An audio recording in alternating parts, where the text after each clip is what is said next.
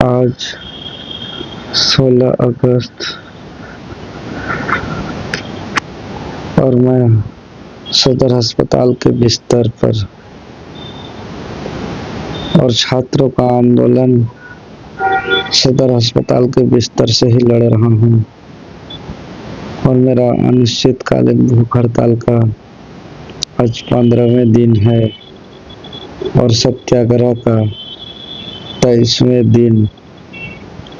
इस बीच में बहुत कुछ बीता जिस पर मैं बात नहीं करना चाहता हूँ। आज दिन भर का स्थिति मेरा तबीयत बहुत सीरियस रहा।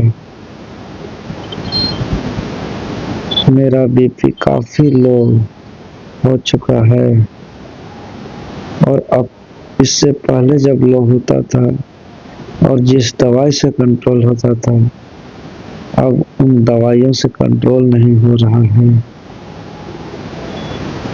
माथा में ऐसे लग रहा है कि बहुत बड़ा कुछ बोझ पड़ा हुआ है। हमारे साथी लोग दिन भर माथा पे मसाज कर रहे हैं, दवाइयाँ चल रही है लेकिन असर नहीं पड़ रहा है। ऐसा लग रहा है कि मेरा शरीर बहुत ही कठिनाइयों से गुजर रहा है, अंतिम पड़ाव की स्थिति में है। हालांकि मैं कह चुका हूँ जीना मरना मेरा इम्पोर्टेंट नहीं है,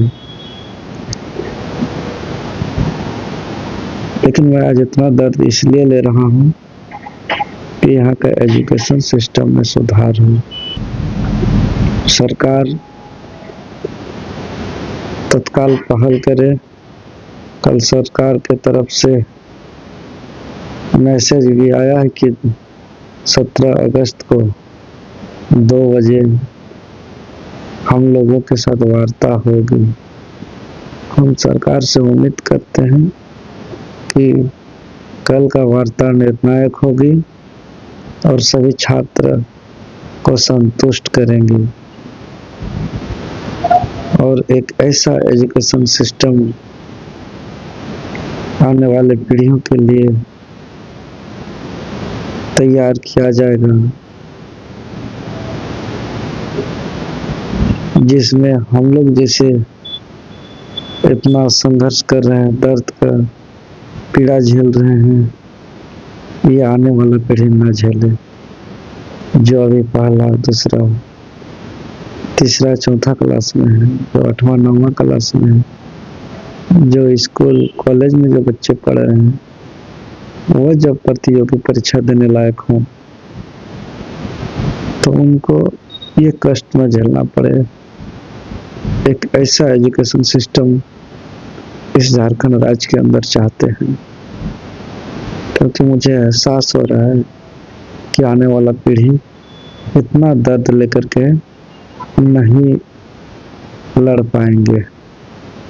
इसीलिए यह लड़ाई छात्रों का अंतिम लड़ाई के रूप में लड़ रहे हैं, तो ऐसा सिस्टम बने। चूँकि मैंने बहुत एग्ज़ाम को अपने आँखों से रद्द कराया है, मैंने बहुत एग्ज़ाम को CID और CBI जांच भी कराया है और कुछ दिन पहले छात्रों ने केंद्र के मंत्री धर्मेंद्र प्रधान जी का इस्तीफा भी लिया है।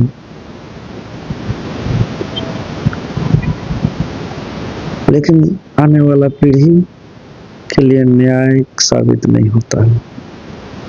अभी जिस CGL पर मामले अटकी हुई है, यही CGL 29 जनवरी 2024 को हमने रद्द कराया था।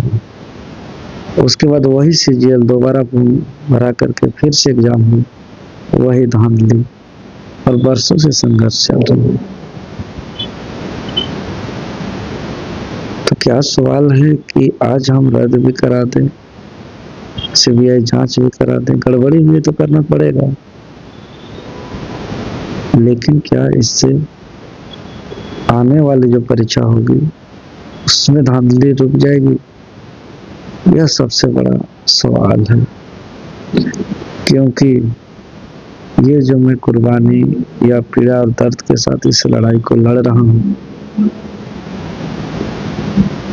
ये लड़ाई सिर्फ अभी जो फॉर्म भर रहे हैं और कुछ स्टूडेंट के साथ अन्याय हुआ है, उसका न्याय तो हो ही, लेकिन सिर्फ उसी का न्याय के लिए इस लड़ाई को नहीं लड़ रहा हूँ, बल्कि आने वाले युगों युग तक, पीढ़ी दर पीढ़ी तक इस लड़ाई का लाभ मिले। आने वाला किसी भी परीक्षा पर, किसी भी गिरोह का, किसी भी सिंडिकेट का पेपर लीक करने का, धांधली करने का, सेटिंग करने का हिम्मत ना हो। ये मेरा असली लड़ाई है और ये मैं चाहता हूँ और इसको मैं करूँगा, चाहे परिस्थिति जो भी हो। और सरकार से उम्मीद है कि सरकार इस तरह का रिफॉर्म करके एक एजुकेशन सिस्टम देगी जिस पर आने वाले युगों युग तक छात्रों के साथ अन्याय नहीं होगा और उसको संघर्ष करना नहीं पड़ेगा। अन्यथा सिर्फ जांच कराने के लिए और आंदोलन कराने के लिए संघर्ष बहुत बार किए हैं और बहुत जांच को अपने आंखों से देखा है, बहुत रद्द होते हुए अपने आंखों से देखा है। इससे आने वाला पीढ़ी के छात्र को न्याय नहीं मिलती है। इसलिए आने वाले पीढ़ी के छात्रों को न्याय मिले, ये मेरा मूल मकसद है। और इस एजुकेशन सिस्टम को लाने के लिए मुझे कुछ भी करना पड़े मैं लाऊंगा, और जो भी मेरा बची खुची एनर्जी है, इस एनर्जी को लेकर के मैं इस संघर्ष को आगे जारी रखूंगा।